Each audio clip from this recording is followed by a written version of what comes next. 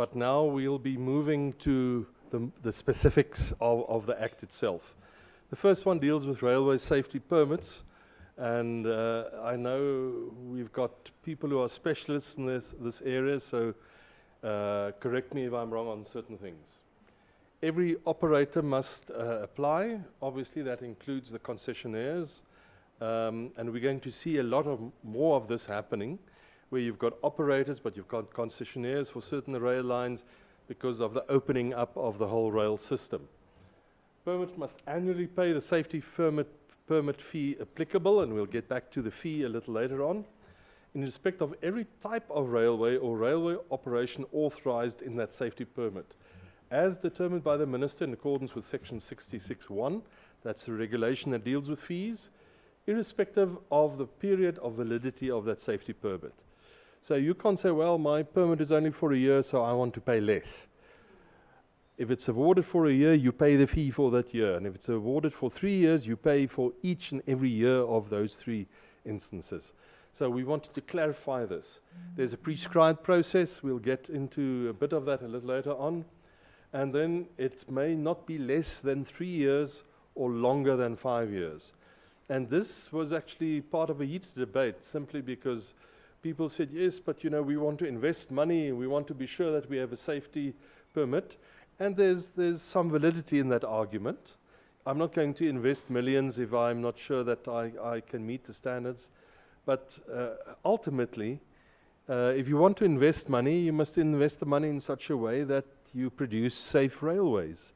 So if you do the right things and the rules are open, government in the sunshine, you will know what those rules are, comply with them, and you won't have any problems. So even if you have an investment which will only bear fruit in 10 years' time, that's not a problem. You reapply for a permit. As long as you comply, the RSR will act reasonably and you will get your permit. If the application is denied, obviously reasons must be provided. And then there's an interesting new one. The permit will only be issued after the fee has been paid. So if the CFO sends a letter to say, I've received X amount to the safety permit people, they can then issue, but not before. Still there, but there are a few changes, and obviously there's room in the regulations also to make certain things. Conditions, of course, the Minister may, after consultation with the board, prescribe standard conditions applicable to all permits. And it's a discretion, so it does not necessarily have to be there. But after the Minister has consulted the board, there might be conditions that apply to all permits, and you don't need to write them into the permit because there will be a regulation that provides for them. It's just, again, giving flexibility.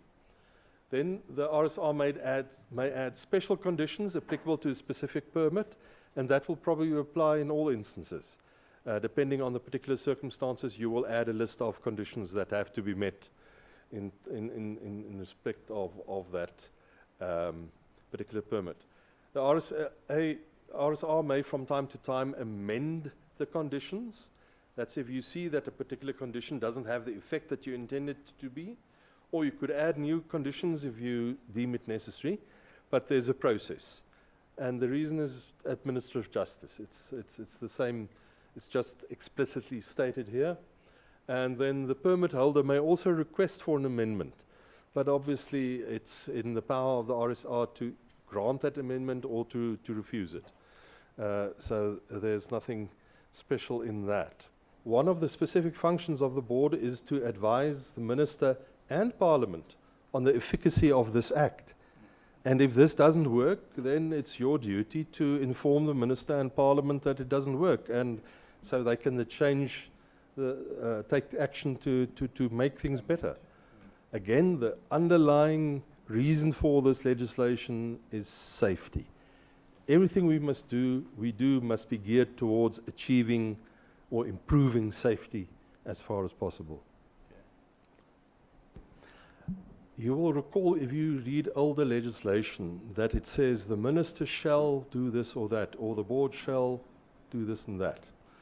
That is the old English. In terms of plain English, which we now use and which we find in the Constitution as well, we use plain words. So if there's a duty which is mandatory, it uses the word must. You must do this, or you may not do that. The prohibition is may not, the mandatory action is must. But if we use the word may, it indicates a discretion. It means you can decide whether or not to do what is embodied in that particular section. So in this instance, it says the minister may, which says not the minister must do this, it says the minister has a discretion. Should I do it, should I not do it? And then, depending on the circumstances, choices will be made, decisions will be taken, in respect of which the minister is accountable. The minister will be held accountable by Parliament as to how he or she exercises this discretion. This is not a mandatory function, it's a discretion. And that's why it's important to note the word may. May means discretion, must means emphatic mandatory action. You have no choice. With discretion, you have choice.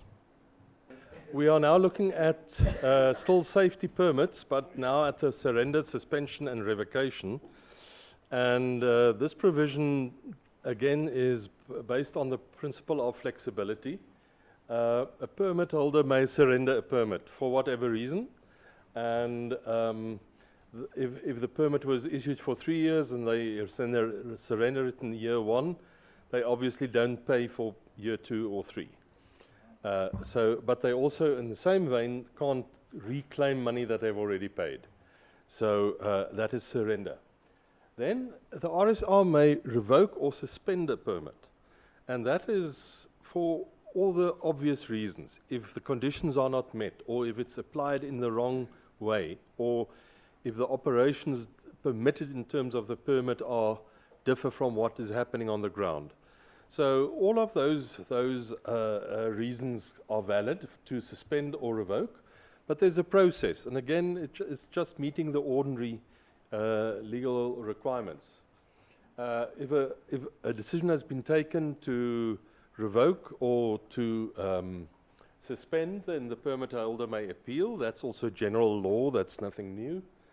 And then, except on good cause shown, a safety permit is suspended by operation of law if the safety permit holder fails to timeously pay any fee or levy in respect of that specific safety permit. But upon receipt of payment thereof, such suspension is withdrawn. So if on 1 April they have to pay their annual fees and they do not do that, by operation of law, you don't even need to give them notice.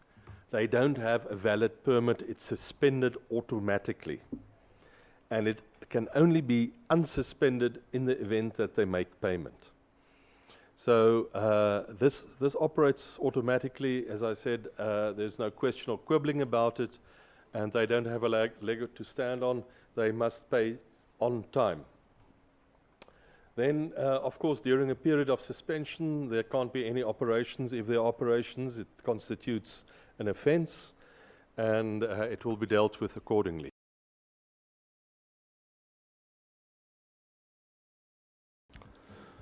The safety critical grade framework, new territory for all of us.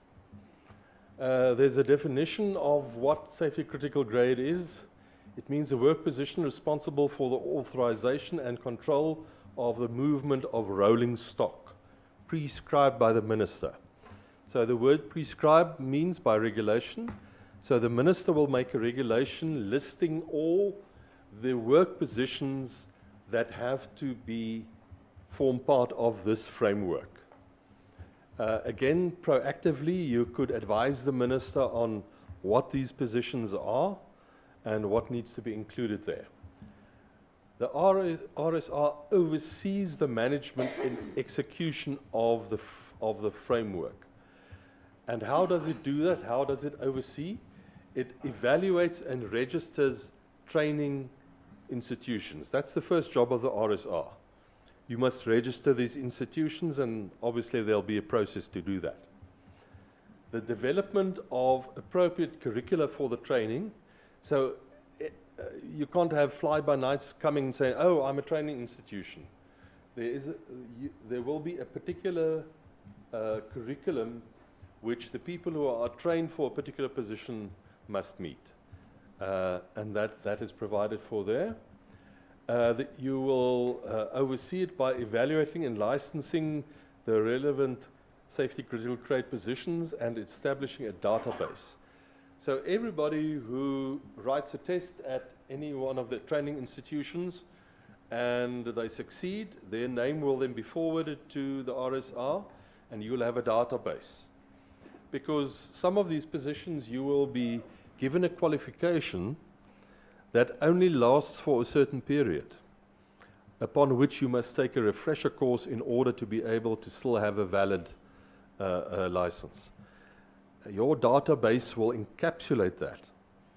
And the idea behind that was also that if I'm a new operator and I say I need 12 people to operate my locomotives, people who apply should then be able to say, well, you don't need to train us because we already registered. I've had the training. And then I can double check with the RSR whether the certificate is valid. So that's also behind the database. Also, you'll have a much better idea of how many people are locomotive operators, how many people are shunters, or whatever the positions may be. And that's the idea behind that.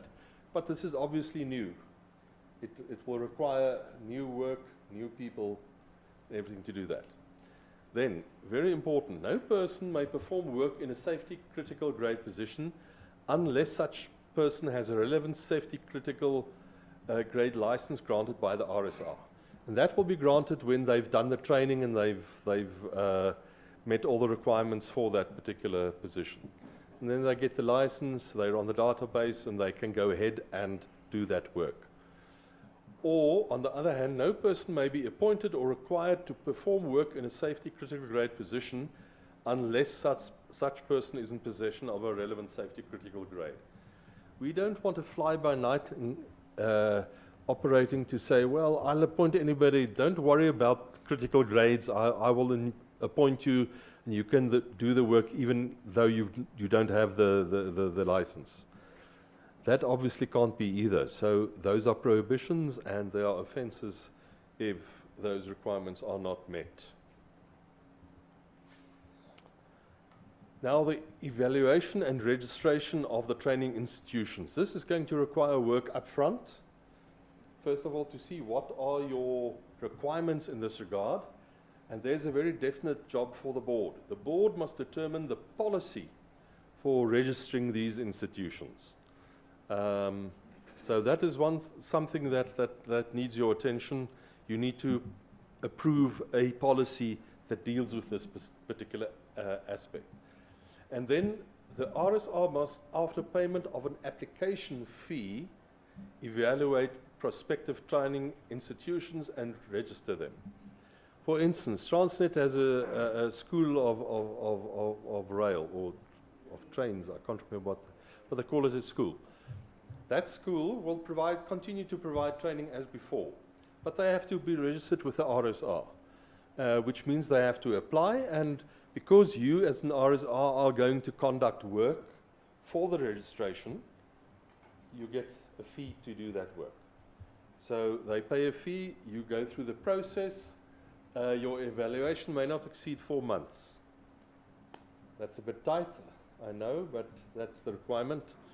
So you go through all the requirements, see whether they need the policy that was devised by the board.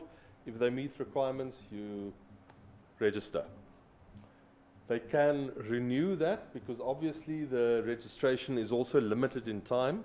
Otherwise you have people complying with the requirements now, but 3 years down the line they just don't do that anymore.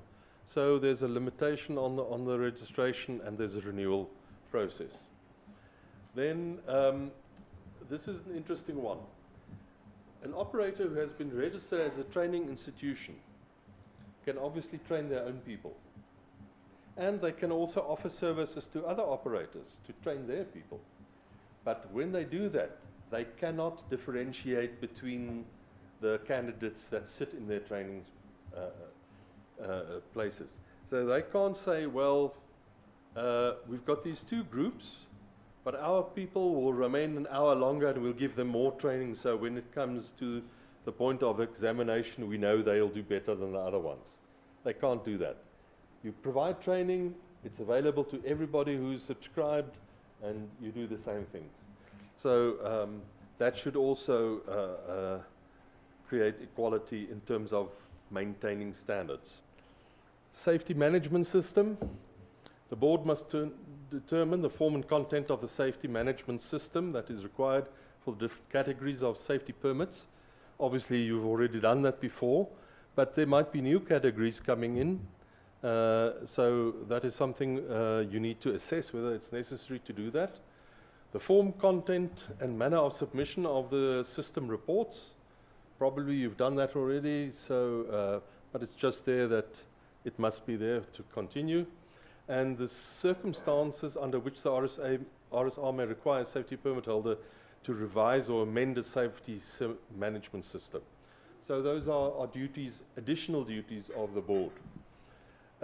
If they've been done already, that's fine, but you may wish to just reconsider them. The board must also, from time to time, evaluate the efficacy of the safety management system and safety management system reports. So it's from time to time you take a bird's eye view and say, is the system still adequate? Is it still working? Do we need to amend it or not? And if so, how, etc. So it's just a reminder to the board that this is a dynamic environment and things change over time. So let's not say, oh yes, we did that a few years ago and it's fine. We need to reassess those things when necessary.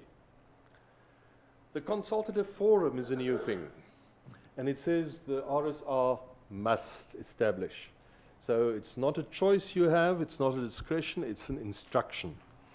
You must put together this forum. And this comes from a complaint from the industry side, and they said, these things are happening and all we know is we suddenly see a government gazette where it says we must do this or we must pay that, and we haven't had any input and then nobody talked to us and that kind of thing. So this was the answer to that, is there'll be a consultative forum. So it's not a forum that will tell you what to do. It's a place where we exchange ideas, where we listen to concerns, where we seek solutions, etc. It deals with any matter that's placed on the agenda that obviously deals with rail.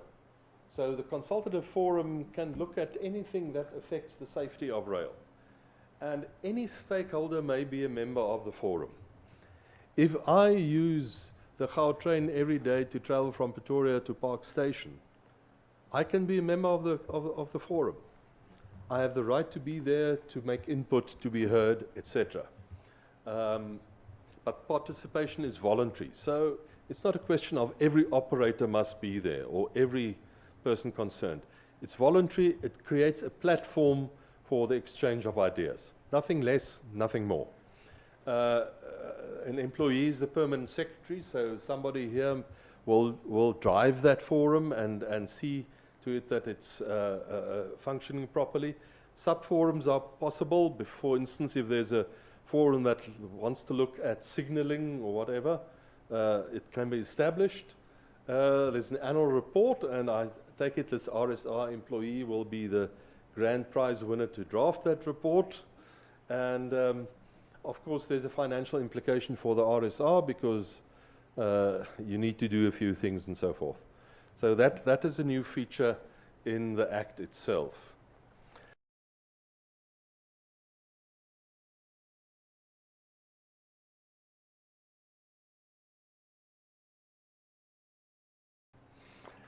The safety information and monitoring system. You must maintain the system, the contents, it's listed in that particular section.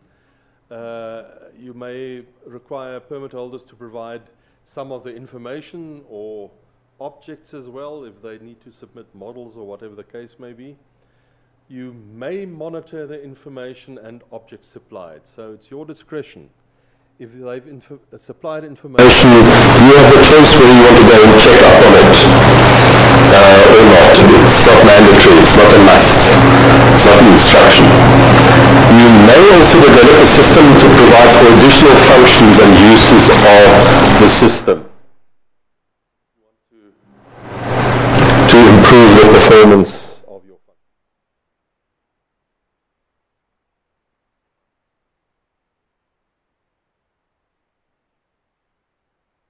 All information that is supplied.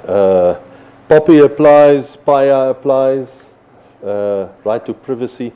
Because obviously some of this information that's supplied is commercially valuable. And people say, well, I must give this information, but you shouldn't share it with my competitors. No, I think it's a self-explanatory provision, that.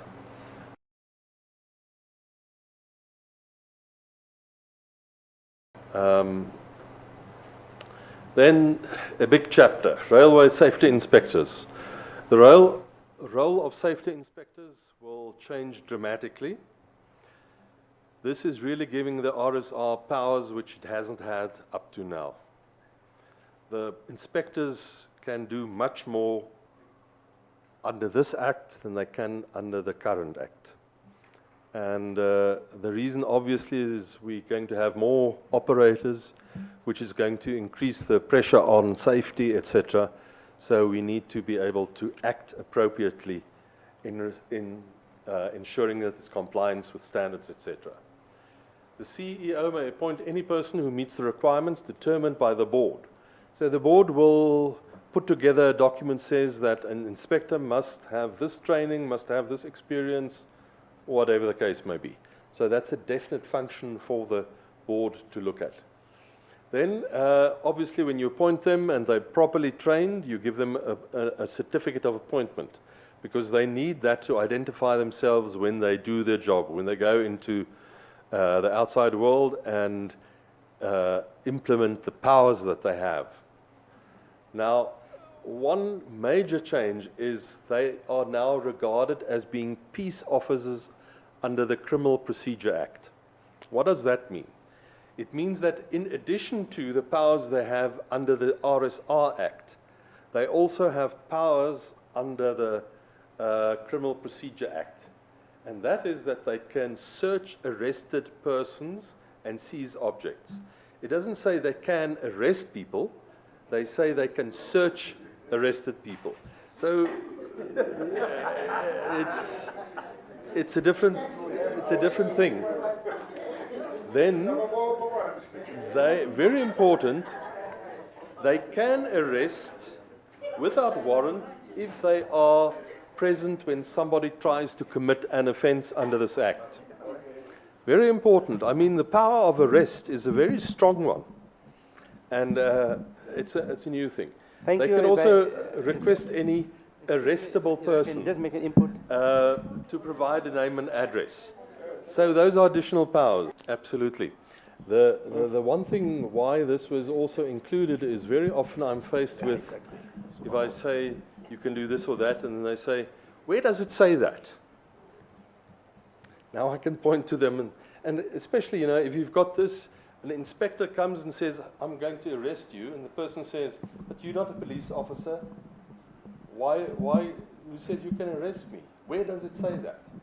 And the inspector can say, chapter this in the new RSR Act. So it all goes with that. But you're absolutely correct. Every citizen has certain powers. Again, also another reason why this is included is to protect the RSR. Because many people say, well, I was arrested by an inspector, now I'm going to sue the RSR because, you know, he or she isn't a police officer. And then you can say, but you know, this is frivolous because here are the powers. But it's the function of the inspector who comes across a person who's cutting cables to steal something, to be able to there and then act. And not to say, well, let me phone the nearest police station and say to them, I'm watching while somebody's cutting the cable, but I can't do anything. The inspector can now act there and then because it's impacting safety. It's safety. It's not taking over the role of the police officer. The police officers have a full role to play, and they will continue to do so. But this is to empower inspectors to be able to do things which impact directly on safety. If I'm an inspector and I see somebody tampering with a signal, and I know there's a train coming, I can't stand idly by and say, oh, well, I'm not a police officer, you know. Now, under this act, I've got powers, I've got a duty to act and prevent safety issues. So it focuses on safety, not on security. If I'm there by myself and there are 8 guys cutting the cable, it's impractical. You won't be able to match them. Okay.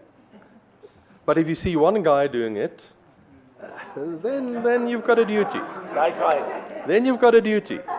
So it depends on the circumstances. I mean, we're not expecting the impossible. If I say a duty, it doesn't mean that you've got to sacrifice your own life or what have you. But if it's possible, we don't want people to be say, oh, but you overstepped your mark. We are now saying to the inspectors, you have the power, but you know, use your head. I mean, if you're going to be overpowered, again, we are looking at safety. Ultimately, how do we improve safety? Oh, we give them powers. We give them powers. And again, we protect them. They don't have to say, ooh, I don't want to do this because I will be sued. Now they know. It's there in the text, in the act. It says, I have that power. I can do it. Let's go back to the basic principle. You can only do those things that you are expressly or by necessary implication authorized to do. And the authorization is you look after safety. Now, it's easy for me as a lawyer to say that. I absolutely understand that. There's a gray area where safety and security, it's a judgment call.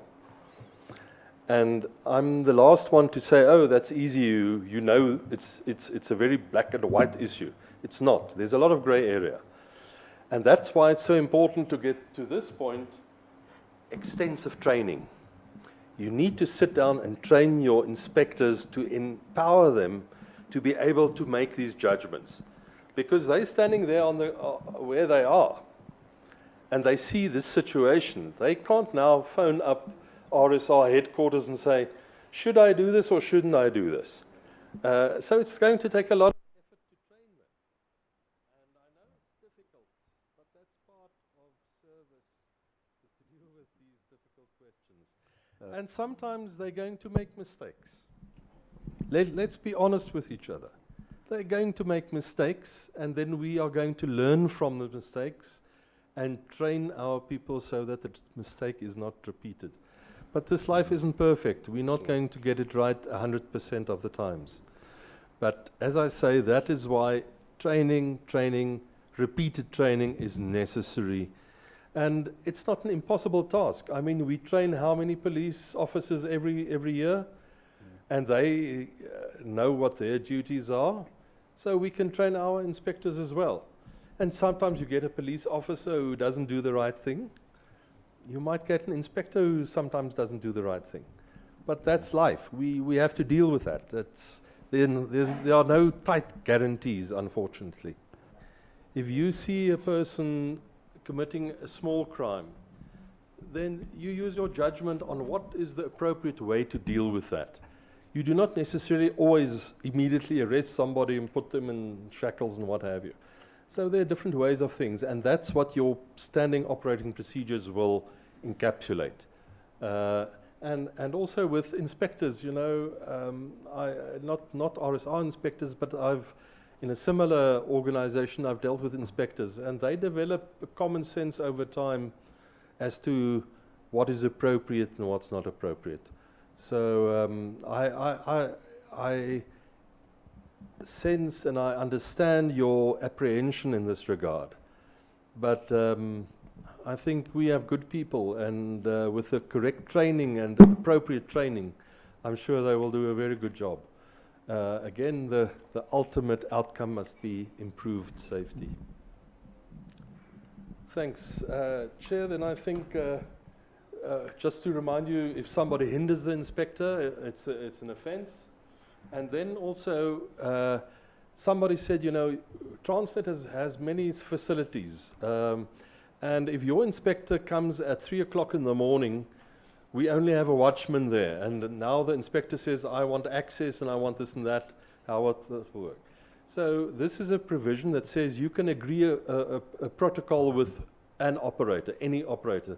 Transnet is just an example, where you say, okay, we will conduct our inspections in the following way, and then you agree on what is feasible, what is appropriate for your circumstances, what have you.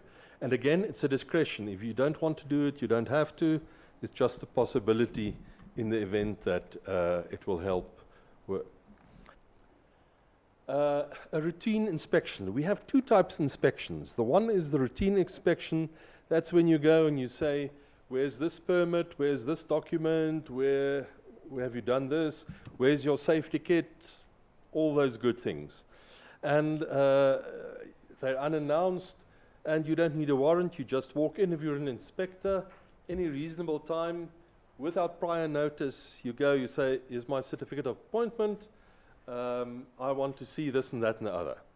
Now, you can do that at any premises where the operator operates, except for a private residence. So you can't go to the house of the Transnet CEO at 11 o'clock at night and say, where's your safety permit? And if you can't show it to me, I'm going to arrest you. That scenario can't happen. This is a routine inspection. So you don't go to private residences, you go at reasonable times, and you don't have to give them.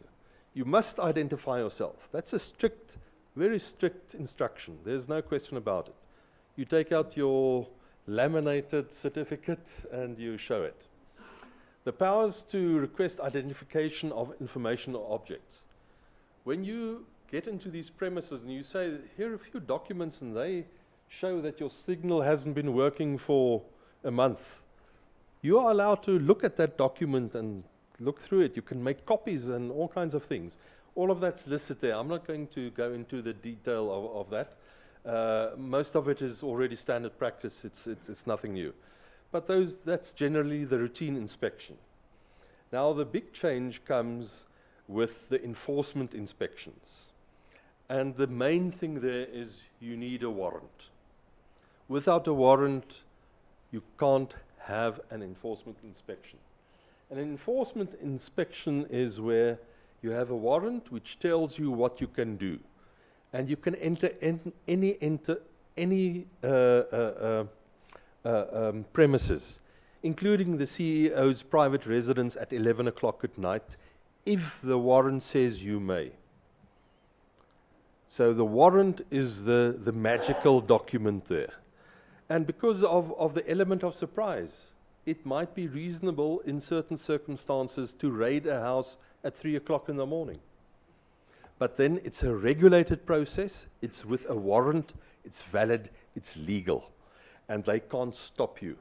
And therefore, it is it's an immense power to be able to, without notice, go into the private area of either a natural person or even an ordinary business or what have you.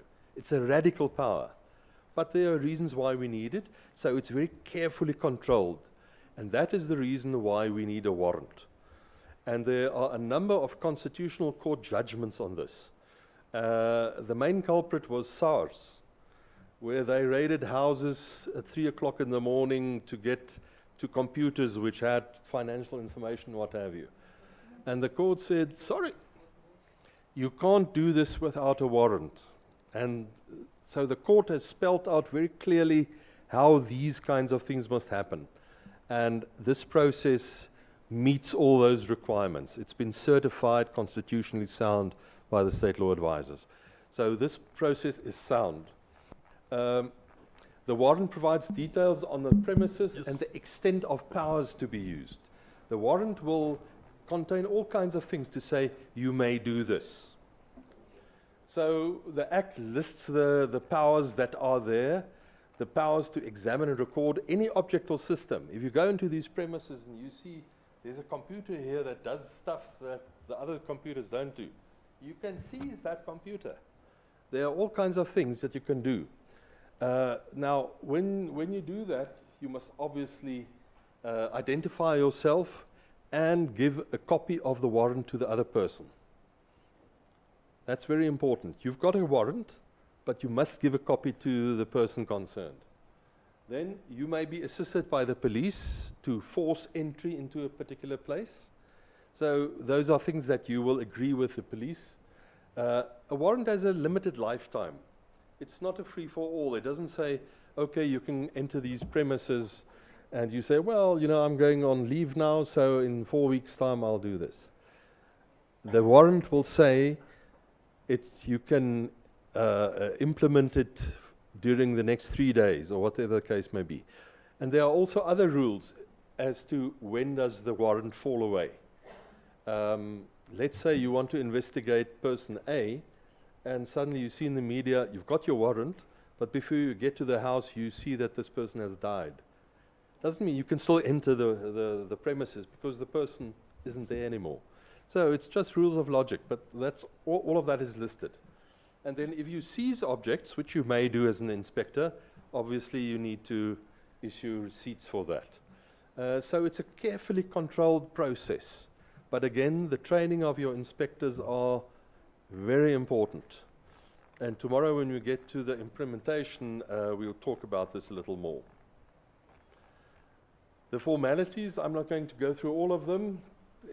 You must do it properly, and it must be decent. If you search a person, a female inspector will search a female person. A male person will inspect a male person. I mean, those are really common sense rules, but they are written down. So you can ask if a person, if you think this person is going to hide a document or destroy it, what have you, you can get an interdict from the High Court. So what can happen is that the officers of the court can come and seize the document, but keep it safe. So you can't get your hands on it until they've determined whether this is a relevant document that you can have insight into. So those are all details and things. I'm not going to bore you with that, but there's process, and those things need to be dealt with. If you seize a document, somebody might claim confidentiality, then it must be dealt with in a certain way. And they also have certain rights, which we all have, against self-incrimination and that kind of thing. So I think those details are there in the Act, and one can have a look at them. The powers to deal with unsafe conditions. This is also very important, because you have inspectors, they on the premises, a shunting yard or somewhere, and they see things which they didn't expect to find there. And immediately it's obvious, or it's clear to the inspector, that this is an unsafe condition. There's supposed to be a signal which isn't there. And if trains are coming, they will not stop where they need to stop.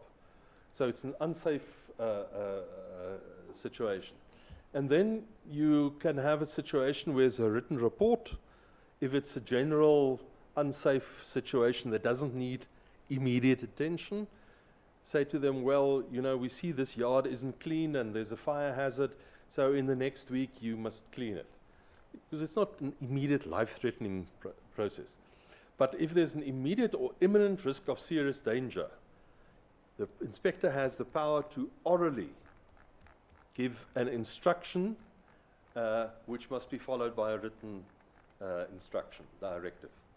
So it's there to deal with situations that you see there that threaten the safety of people or of goods. So those powers are there as well.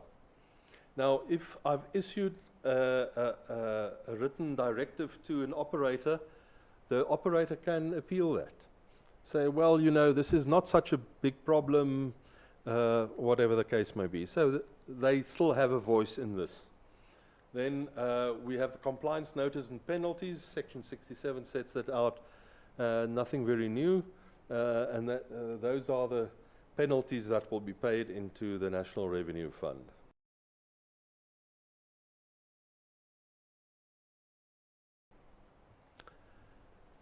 Incidents, accidents, whatever you want to call them, we refer to them as railway occurrences. there's a new framework in this regard. The minister will prescribe what accidents or incidents constitute or require major investigations and which will require standard investigations, because there are different processes. Major investigations, you will advise the minister on those regulations. What constitutes what requires a major investigation? Obviously, where there's loss of life. It's the obvious one. And there will be another list that deals with that. Then an operator must, it's an instruction, it's not a discretion, must report an occurrence. And your reporting systems already cater for that. So it's not nothing new, it's something they must do. Then after the occurrence, they must secure the scene of the accident. So they can't start moving things around and hiding information or whatever. They must prevent the removal of rolling stock and record the names of witnesses. So we don't want things to be swept under the carpet. They must secure the scene. The investigators, and those are not necessarily RSR inspectors, they might be others, and we will be looking at that, have powers to inspect and seize information and objects. For instance, there's an accident somewhere down in the rural areas. There's not an inspector close to it, but there are police inspectors close. Obviously, if there's a railway accident, the police will automatically go to the scene. And they then obviously have powers to do certain things, and that is then available to them. Now, the major investigations, and that is according to this classification that we have. The minister appoints an independent institution or panel of persons, depending obviously on the circumstances. The DOT provides the financial, administrative, logistical and legal support. This group of people or this person reports to the minister, and they may not publish any information until the minister says it's okay to do so. Because especially if there's a major accident, you know, the newspapers, they're all over the show and they speculate and they try to get information and all the rest of it, because that's their duty. We have a provision on that. And then it says the RSR or any other stakeholder, let's say for instance there's an accident and Transnet is the operator, both the RSR and the stakeholder may also conduct investigations. So this other investigator doesn't stop you. But what it says is the formal investigation takes precedence. So the inspectors will do their job after the formal inspection has done their job. But it doesn't stop you from acting. You can always investigate. That's part of your mandate. But there are certain ways of doing it, etc. So that's the issue with a major investigation. The standard investigation will be conducted by the operators themselves. It's where you have a collision of two railway trucks and nobody's hurt, there's not big damage, but we want to know what was the reason, why did this happen, etc. They do it themselves, they report to the RSR. You look at it, you decide, okay, we're happy with what the outcome is, because obviously in the report they will stipulate what are the steps we're going to take to prevent this from happening again. If you're comfortable with that, then that's that. But you also have the power to say, well, this investigation didn't go far enough. We need information on this and that and the other, and they must then submit reports to you. Now, sometimes you have different operators where an incident occurs. Then both of them conduct investigations, and they submit separate reports to you. Because if they do the investigation together, they might whitewash the whole thing. So the Act says 2 separate reports, and then if there's an indication that they're colluding, they're trying to hide things, you can approach the minister, and the minister can direct to say, well, sorry, this isn't going well, so we're changing this from a standard investigation to a major investigation. And that is, again, just to get this balance of accountability right. So operators must come to the party as well. Then the possibility of a commission inquiry. Hopefully we never get to this stage, but if there's a major accident, like they've had in a number of places, the other day in India, there was people storming the train, and I think something like 17 people died. I mean, terrible, terrible situations. If ever we have something similar to that, then it might be appropriate to have a commission of investigation, of inquiry. And then, because commissions of inquiry, there's an act that deals with commissions of inquiry. The minister will approach the president and ask the president to exercise his powers and order a commission of inquiry. And then there's a bit of process around that. So all the eventualities are covered. I don't think there's much to be said in that regard.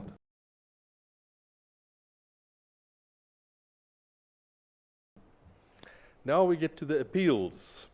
We've got 3 types of appeals. And remember what we said earlier, the appeals are designed to give a short, quick, cheap, meaningful avenue to resolve issues.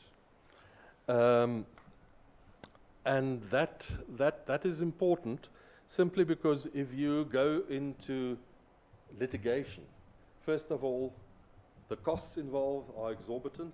It takes time. You need a court date. And I'm told that in the Gauteng division of the High Court, if you apply for a date now, you get one in 2029. So this is much the same as arbitration that you find in the private sector as well. So this system is there to make things easier. It doesn't stop a person from applying to a court, but it says that before you go to court, you must use this system. And again, it's there to do things. Now, the first type of appeal is the appeal to the CEO. And that is any person except an employee and except a person who renders services or sells good to the RSR. Any other person can appeal any decision. And with person, that includes a legal person, so an operator who is refused to an extension of a permit, for instance, can appeal on that basis. And the CEO hears the appeal. Obviously, there's process again. They must submit reasons for the appeal, etc., all the paperwork, all those things. Now, the CEO doesn't personally have to do this. He or she may delegate it to a person above a certain rank, and that person will then hear the appeal, either agree with the appeal and set aside the decision by the inspector, or vary the decision, or even overrule the decision. So those are powers that they will depend on the circumstances. And in some instances, you may appeal directly to the board appeals committee. And that's where I say, well, you know, this decision was taken against me, but that's because the CEO's wife has an interest in my competitor. So obviously there's a possibility of conflict of interest, so we have a different appeals process. But again, the appeal lodge does not prevent a person from obtaining urgent relief from a court of law. So you can, in certain circumscribed circumstances, you can go directly to a court of law. And it works on the same basis as an interdict that somebody will get. So nothing major in that. The next one is, let's get there, the appeal to a board appeals committee. The board must have this committee. It appoints a board appeals committee chaired by a member of the board with 2 other persons who are not members of the board. So your committee will have outside people assisting the board member on doing this. One of those other people must be a legal practitioner, for the obvious reason why you want the person there. And then that decision of that appeals board committee is then regarded as being the decision of the whole board. So the board itself will not, as a whole board, hear the appeals. It will be a board member assisted by people appointed by the board. And the reason why we have that, the board will sit, let's say, in 2 months' time, and the appeal must be heard now. So it's just easier, it's simpler, it's quicker, it has all the advantages. And again, it's much the same as with the CEO, the powers that you have.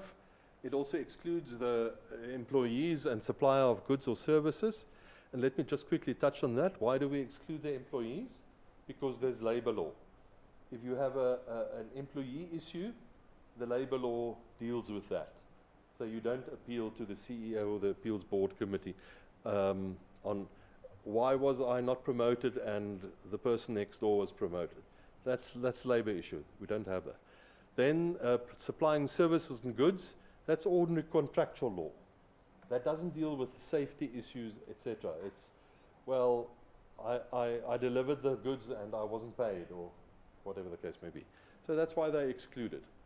Now, the Board Appeals Committee can do all those things the CEO can do. Again, it doesn't prevent us from going directly to court in certain urgent applications. And if I'm not happy with the decision of the Appeals Board Committee, I can go to the Transport Appeal Tribunal. So that's the next level. Are we there yet? Yeah. Okay. The Appeals Tribunal, obviously, it has its own legislation, its own procedures. So after we've gone through these processes, then the aggrieved party can still, in terms of that legislation, go to the tribunal. And whatever happens there is then the outcome of the whole system. So that's appeals.